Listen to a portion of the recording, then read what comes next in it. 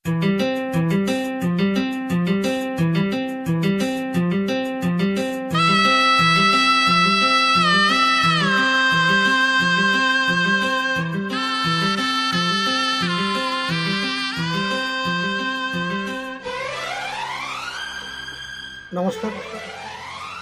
শিলিগুড়ি নিউজের পক্ষ থেকে আমি শুভঙ্কর। আপনারা দেখছেন শিলিগুড়ি নিউজ। এখন আমি বর্তমানে উপস্থিত রয়েছি শিলিগুড়ি লাগোয়া এনজেপি বাস পার্কিংয়ে।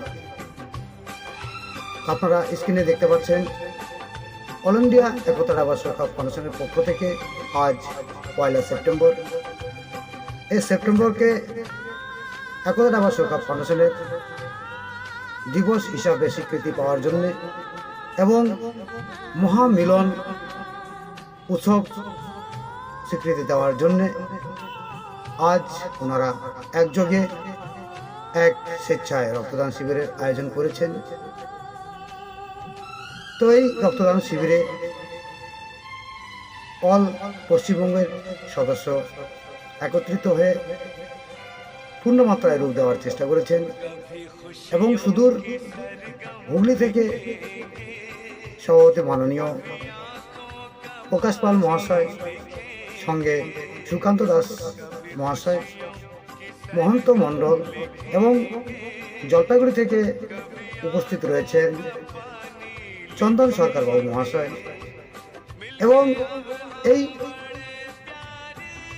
উৎসবকে পরিপূর্ণ আকার দেওয়ার জন্য অগাধ পরিশ্রম করেছেন দার্জিলিং জেলার অ্যাডমিন আশাপূর্ণ বাবু মহাশয়, অমৃত বাবু মহাশয়, নির্মল বাবু মহাশয়, সন্তোষ সেন বাবু মহাশয় এবং আরও যারা বিভিন্ন জেলা থেকে অংশ নিয়েছেন।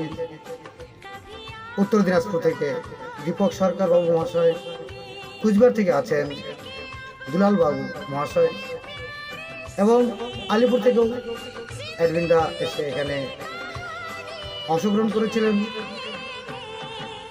আলিপুর থেকে আছেন উত্তম বিশ্বকর্মা বাবু, আসাদুল মিয়া, সুশীল বর্মন, ভরত শর্মা এবং বিভিন্ন জেলা থেকে আছেন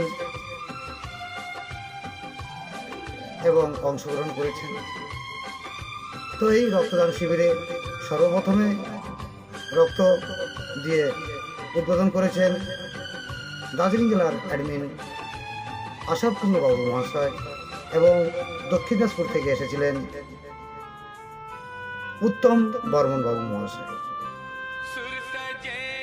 শিলিগুড়ি নিউজের পক্ষ থেকে প্রত্যেকটা সদস্য এবং কর্মীবৃন্দকে অসংখ্য ধন্যবাদ জানাই।